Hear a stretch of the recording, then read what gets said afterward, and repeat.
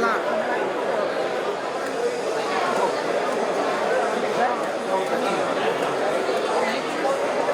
बोलो भाई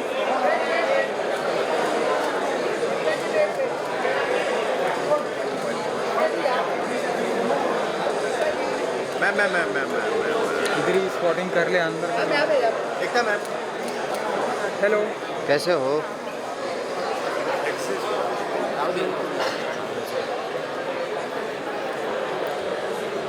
Very, we call them now the Korean dramas, I call them the Korean drama that were Indian 10 years ago. Finally, we will have those kind of shows, movies, or on out there in the market, because connected TV is going to bring advertiser-led programming for the urban mass woman again. For the first time. Personally, I can't wait to see that new era unfold in front of our eyes. But shifting gear a little bit to leadership, there is a lot of research, beliefs, and that we put into action today. My early childhood actually had not very little to do with leadership. My early childhood was, again, I was like finding my way around. Right? I had a privileged background. My parents were well to do, my father was an actor. But I had my own set of insecurities I dealt with as a child. Slowly came through time. But I think what I learned about leadership, I always have seen my mother have a voice. And I felt that that gave me the strength that today if I go out to the world, I don't feel that I'm supposed to keep quiet.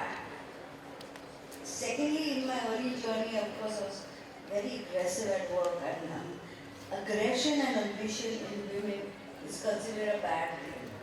And because it's considered a bad thing, being a leader itself becomes a bit of a problem. You're supposed to make everyone happy. Psychologically, you're told that that's how women should behave. They should see the happiness of everyone. I mean, democracy is great, but not at jobs where you need to decide for everyone and sometimes be the bad person at the job. And that is the leadership you need to inculcate inside you, that you need to take a decision. It is good for everyone. At the same time, it is not to get not to win a popularity vote with everyone. And I think my mom taught me how to do that, where your own self-worth doesn't come from validation from others. And that's where the true leader learns to stand up on his own, stand up on her own, and make her own decisions. I am just blown away with that story, because I think if I ask this audience, just a show of hands, how many people are inspired and have learned a major lesson from your mothers? Okay. I think it just speaks volumes. I think we all owe it to the mother in the house, to shaping and becoming who we are, whether we are leaders in our organizations or otherwise. So, amazing story there, Ekta. And clearly, like you said, from having a voice, often your brand of leadership is talked about being fearless. So, how would you talk about that when you think of applying risk-taking and fearlessness into this industry, which is often being associated with your brand of storytelling? And then shift gears a little bit and maybe share, there's a reality that the industry with this fearlessness and strong, bold voice. What were some of the advantages, disadvantages, and how did you navigate? There is no other way to be. In this industry, if you start going with data and what happened before, and this is how it's done, please follow it. I did that very young. And I remember I made one of the biggest flops ever. That's when I realized you can't do this often. You need to make a decision and go ahead and do what you need to do. And then face the consequences. You can't say the consequences are not yours.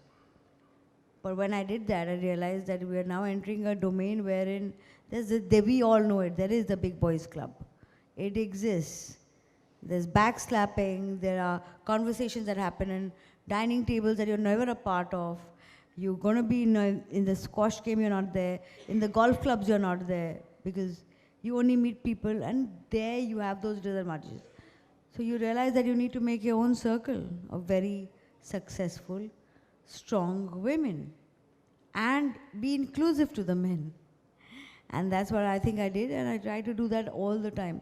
I think we need more women in leadership roles, like you, Gunjan. And I think that's where I realized in a male-dominated world, you need to come with your own, there's no seat on the table. You come with your own chair, like I discussed with most of my female friends. We're usually carrying our own chairs and coming, okay, I know there's no seat on the table, but can I just put my chair in here? Or you set up your own table. I love setting up the table. I'm sorry, we're short on time, so we will be able to take only limited questions from the audience. Yeah, go for it.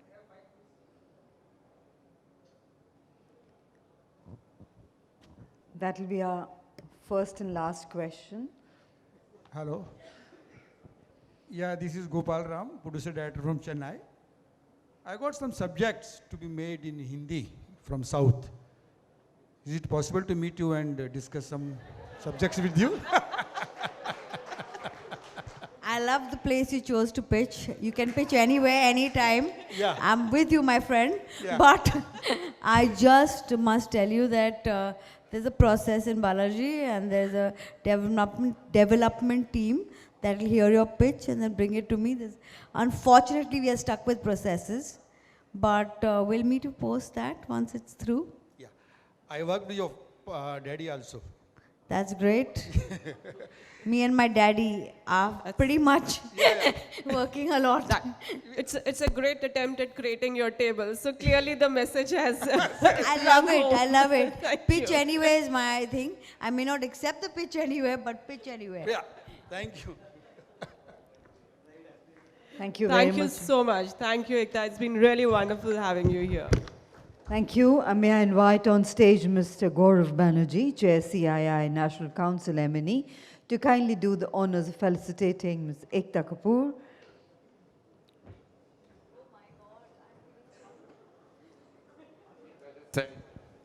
Ekta just said that I'll hate her. She knows very well. So I'm just letting the rest of you in on the secret that I can never hate her. In fact, I was sitting there and feeling a little bit jealous that what is Ekta Kapoor, the queen of TV, doing with my friend from YouTube. So Ekta, we'll always have your love, and we'll most importantly always have your back. So keep making those tables, keep spinning those dreams. We love you.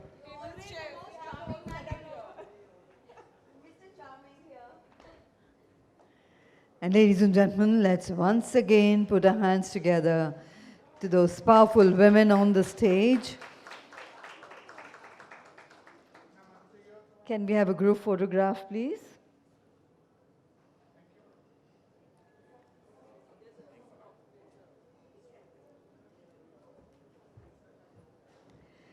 And ladies and gentlemen, I will request everyone to kindly stay back with us as we move into the next Power Talk,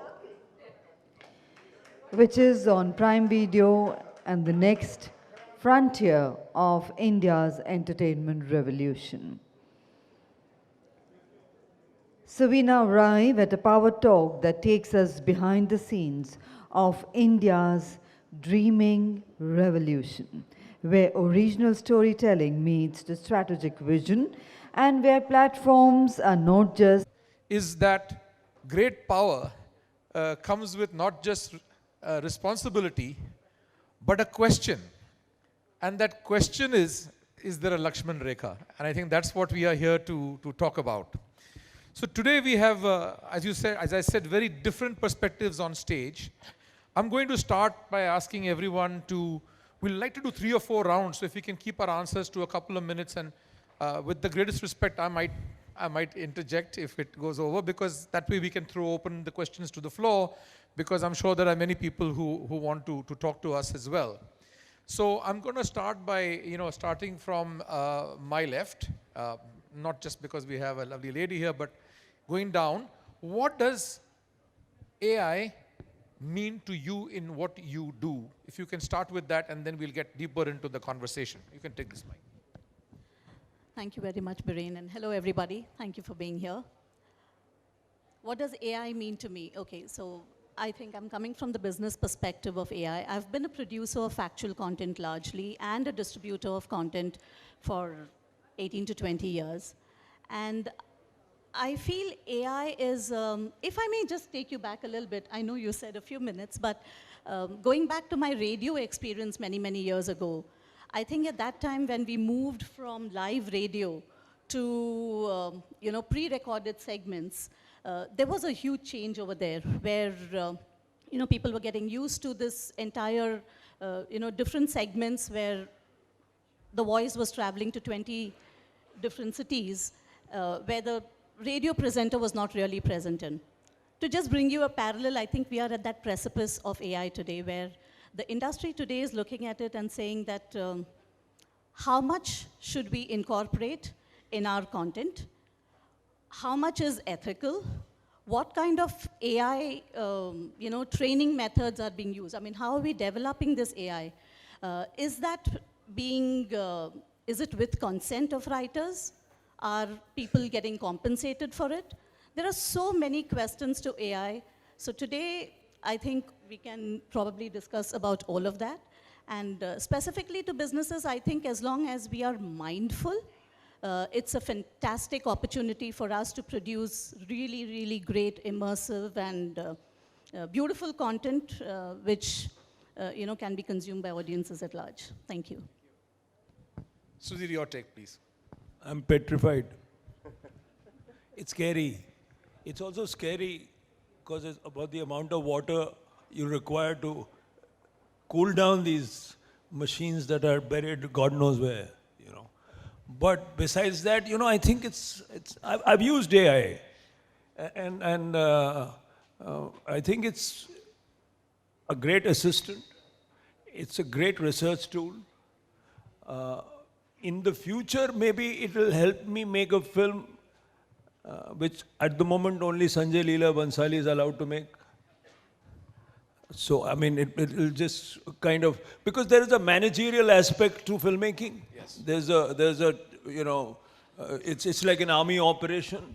So all that AI is fantastic at. It totally demolishes this fake entity in cinema that has been created called first assistant, which do nothing.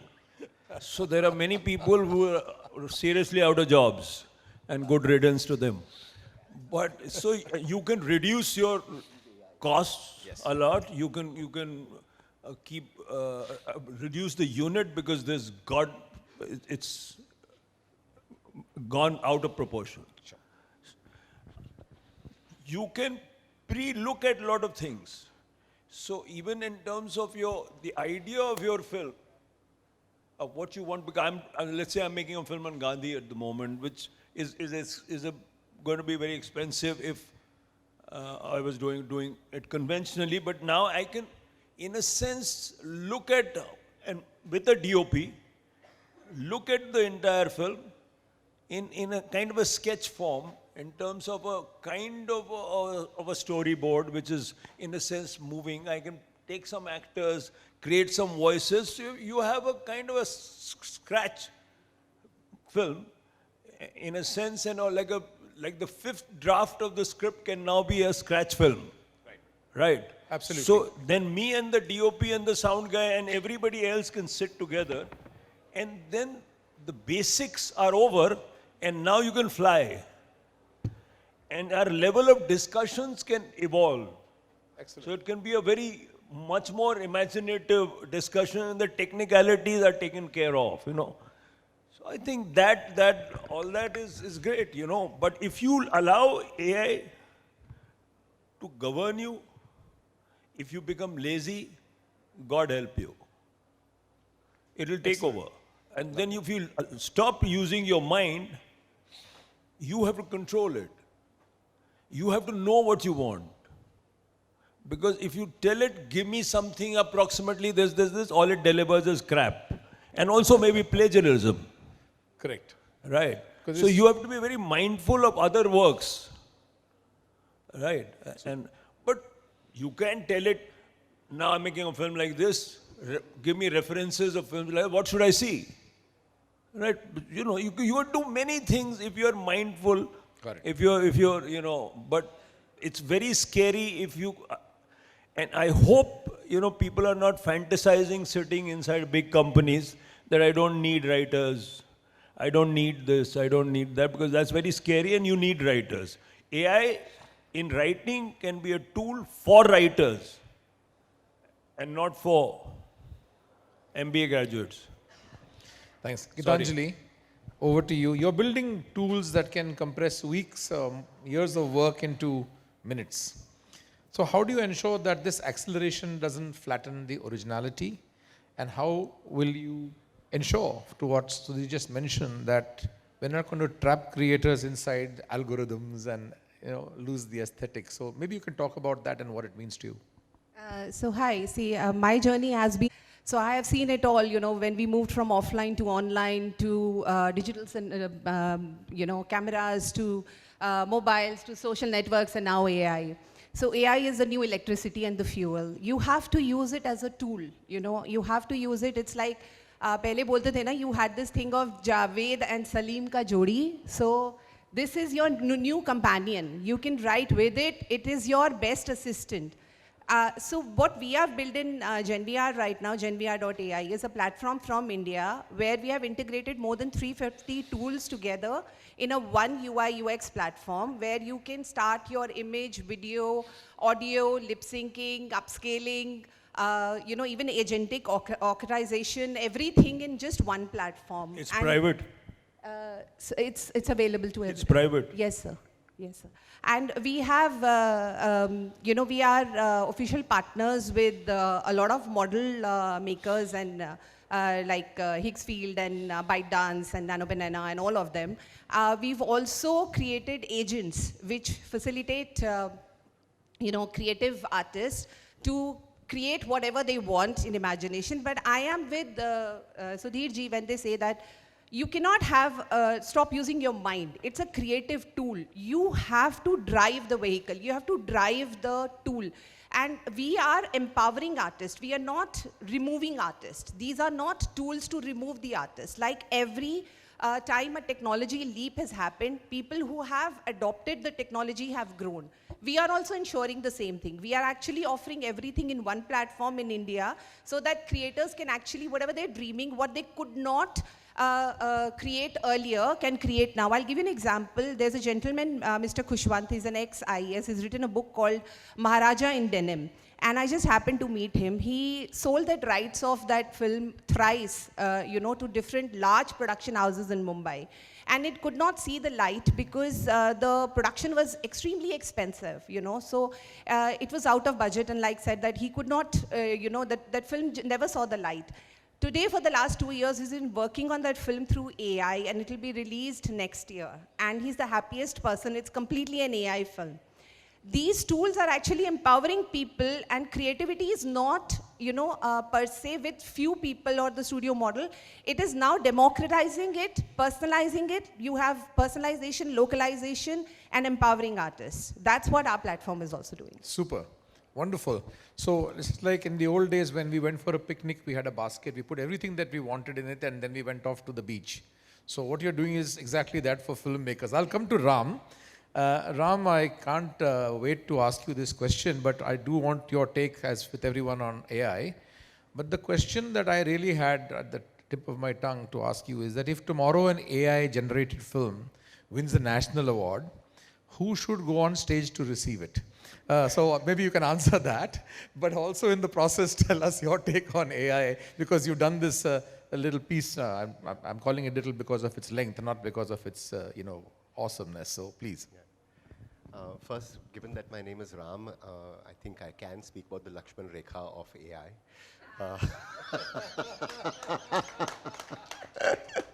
Now I know why I'm on this panel. We did a short 5-minute film 6 months ago on virtual reality, because I feel virtual reality is suffering from shelving, and now nobody talks about VR. And so we've done it on AI, and it's on the Bhagavad Gita. So from Ram, I want to just speak for 2 minutes about Krishna. The thing that I was thinking is, what if on the Kurukshetra battlefield, if Krishna is tapped on his shoulder and he turns around and there is a AI sentient being over there who says, can I speak to you about consciousness? Because we are getting there soon. And today, I think if you're not using AI, or if you look down on AI, they now call you a speciesist. You're not a racist, you're a speciesist. So we are all currently, hopefully not speciesists who are looking at a different species in a way in which it's demeaning. So we're here to actually, the root word of technology comes from a Greek word called techne, and techne means art. And so everything that we have in cinema has liberated us because of technology, whether it was sound or color or cinema verite with fast lenses. And I think currently AI is something that's going to liberate us. So we're here to embrace that. Who would go up to receive the national award?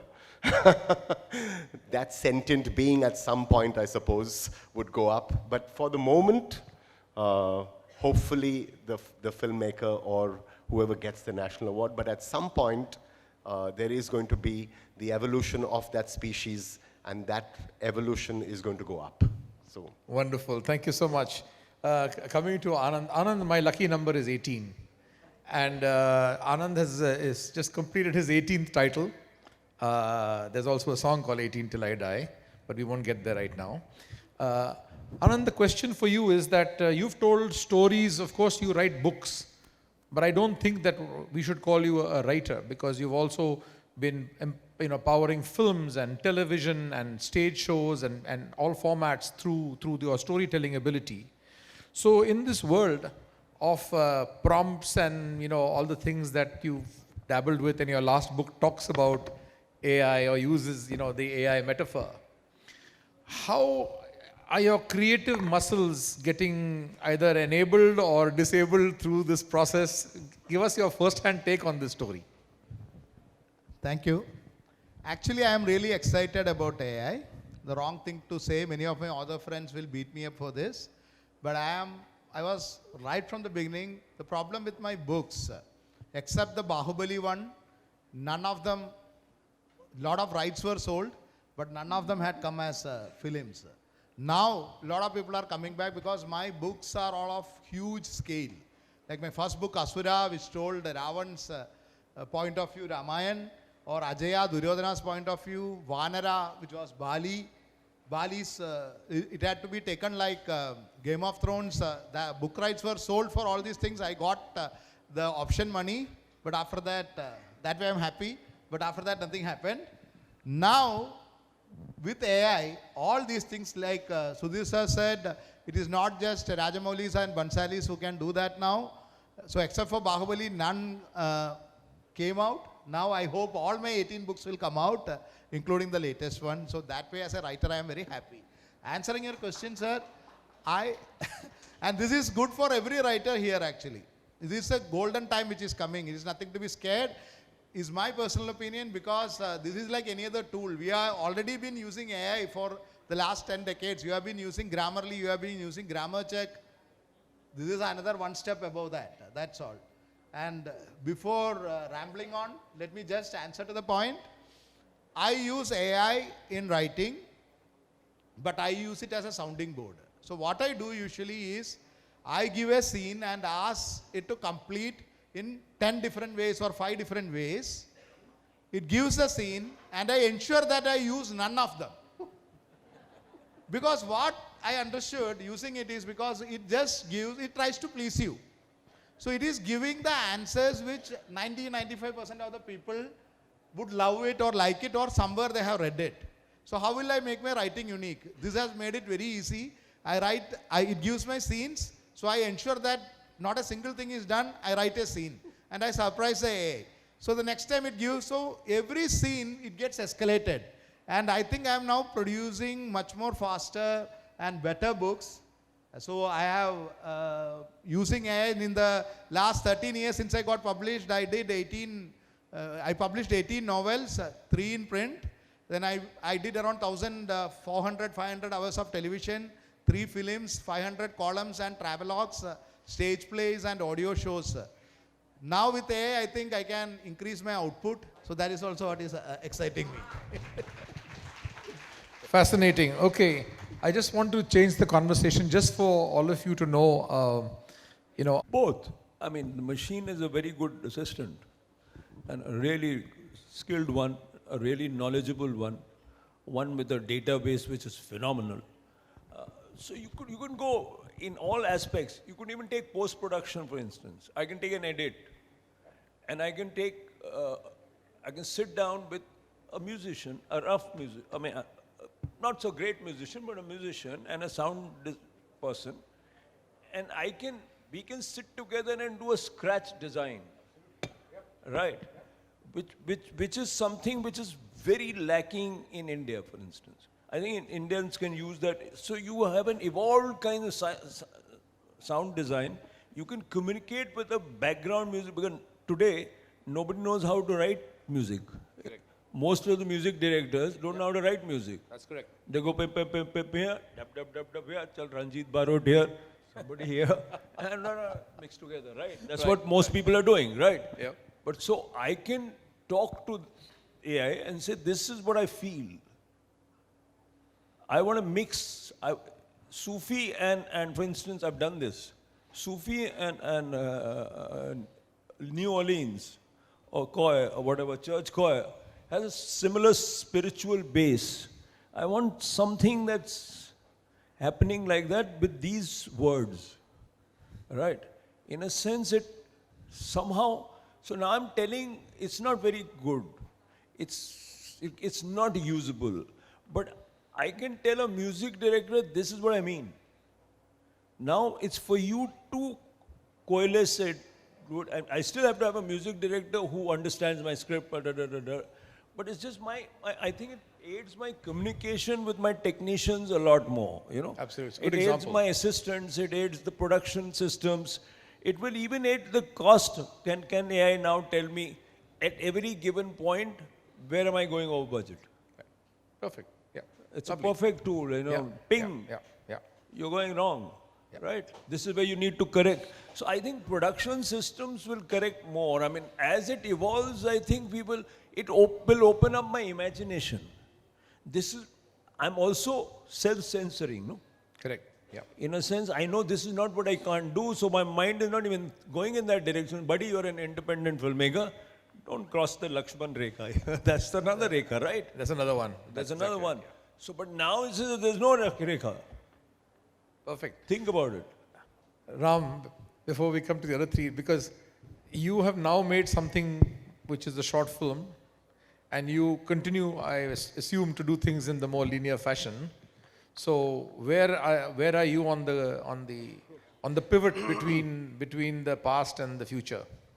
No, so I want to speak for 2 minutes on something that has been troubling me, which is on colonization, so earlier they came and conquered our land, and then we were able to say quit India. Then they came and conquered our mind with their food and their clothing, and now they're conquering our data. So I was part of a jury on the first AI Film Fest, which happened 2-3 weeks ago. And then they said, what is the advice that you can give us for next year?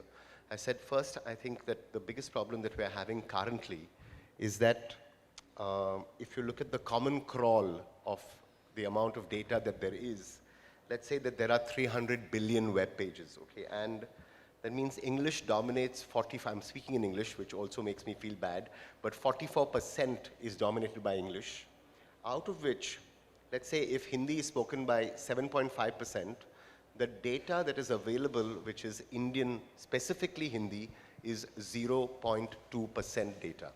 That means that the stuff that is being given to me by AI currently is a different form of colonization. So my biggest problem right now when I'm using AI is how rooted am I going to be? And as filmmakers, obviously we want to tell stories that are our own stories and rooted in our culture. But I'm finding that I'm not able to actually use AI as Indian as I'd like to. I am using it a lot. There is no option. And I think the question that we're really asking is the prompt engineer the artist of tomorrow? Absolutely, it's a very well put, and it's a very interesting point to to figure out that this is something. Tamil is 0.04%, okay, Yeah. of the data that is available.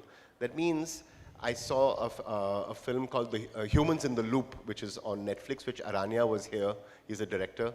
Please see this movie. It's about, yes, please see it, because it's about a lady in Jharkhand who's a data annotator, and it tells you about the problems of how are we actually, collecting that data. Is it swamping or is it data mining?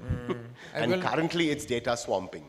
I won't even ask you the percentage in Bhojpuri, but we'll leave that for the next one. Because you mentioned about the cultural aspect of this whole story and the colonization, I'll come to you, because you deal with our stories that are distributed to the world. That's what you do.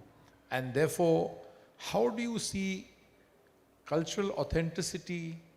If a story has a great cultural authenticity, very centered around India, our stories and our people, because you always write for a certain target market, you don't write for the world. And because you have to take this across the world, how do you see all of this changing? Do you see that stories will be influenced by what markets you go to? There are very few Indian stories in film and television that go outside our diaspora, generally speaking. So would you like to talk a little bit about, maybe you can they call it knowledge collapse. They call it? That's the term, knowledge collapse. Okay. Okay, which is when it's a gradual narrowing of information.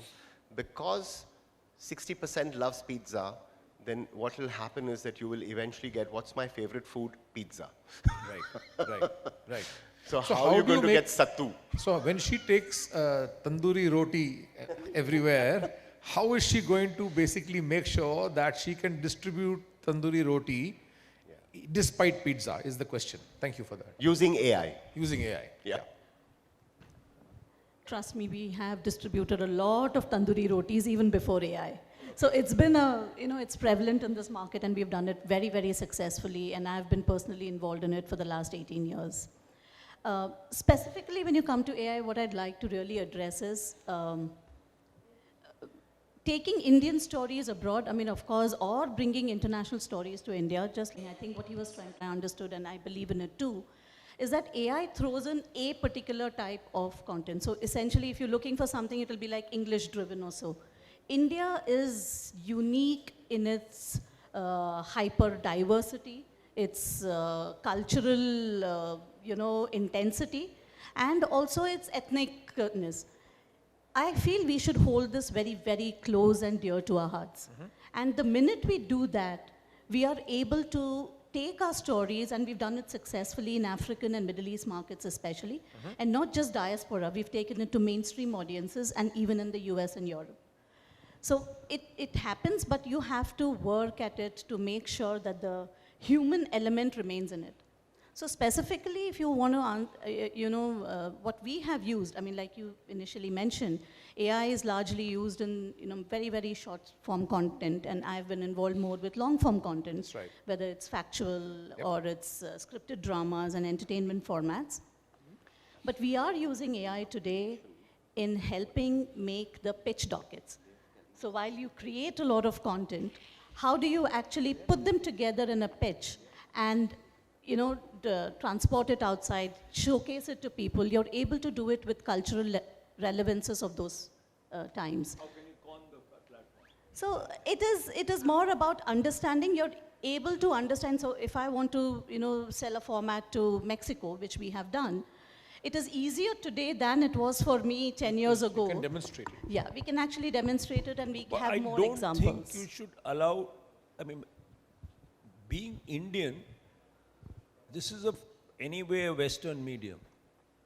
All our teaching, film schools, script doctors, script aids, script analysis, the way you write scripts, the 3-act structure, is all Western.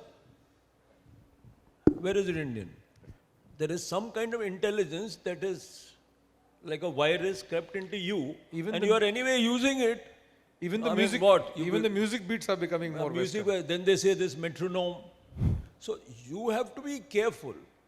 It's you who have to control it. You are the artist. You are the Indian.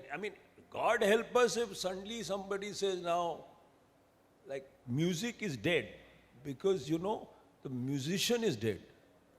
Because you don't have SD Burmans anymore. You don't encourage SD Burmans anymore. Film music is, but if you kill it in that way, and if they say now AI, now give me 100 scripts, 100 films, 100 shorts, 100 this, God help us, then you're over, you know. Then the colonization is there. I think that the indoctrination of stories, the way stories should be told, is something that we have to rebel against. It's something that, because it is coming from an Aristotelian structure, it's not coming from the Natya Shastra, it's not coming from the Rasa theory, it's coming from something which we have all been indoctrinated and in a way handcuffed into. And a lot of this is Western ways of telling stories and not really coming from our ways of telling stories. As it is, the very idea of lip sync songs is going.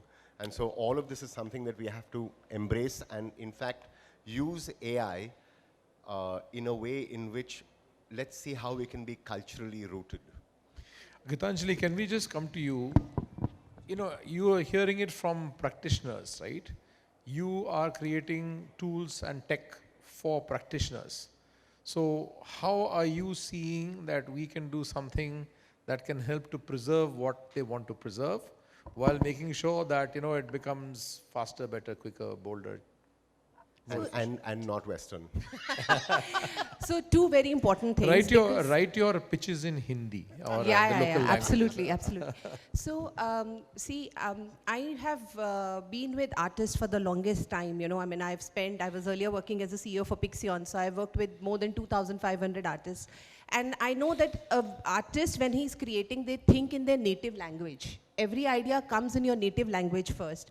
Which is why Gen VR, the first thing that we built was a multilingual prompting. So you can actually put a prompt in any language on our platform and you will get the same result. You can... In English, you'll get the result? You will get a result relevant even if you put in a prompt in Punjabi or anything. Get a Punjabi output? Yes, you can. Okay. You will get a Punjabi output if you want that text, if you want a reference.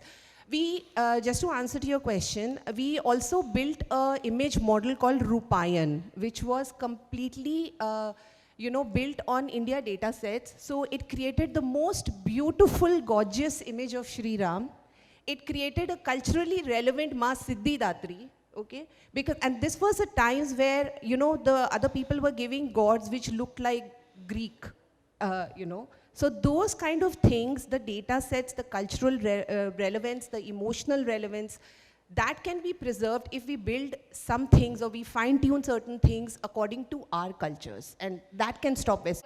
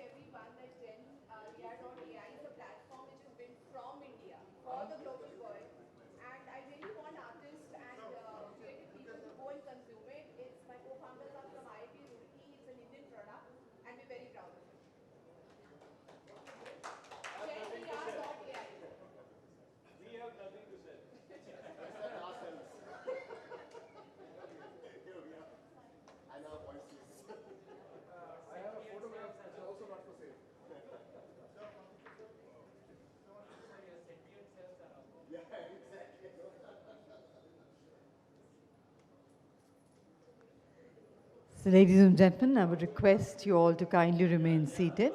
We are straight away moving into the next session, which is a power talk session.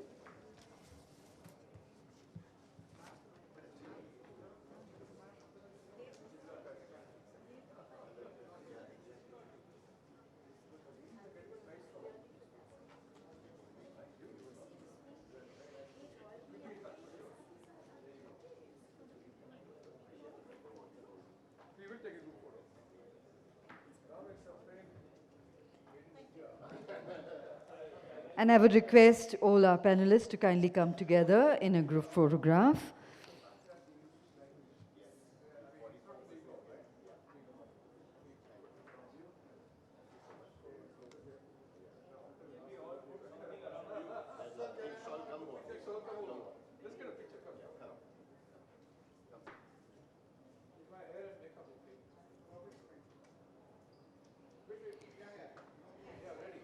So, ladies and gentlemen, with that, we move to the next session, which is a power talk on scaling local stages, concert economy as India's next creative powerhouse. So we now tune into a session that celebrates the heartbeat of live entertainment, the stage, the spotlight, and the stage of 1,000 voices in unison. From music festivals in the hills to stadium shows in the cities, from spiritual gatherings to pop spectacles,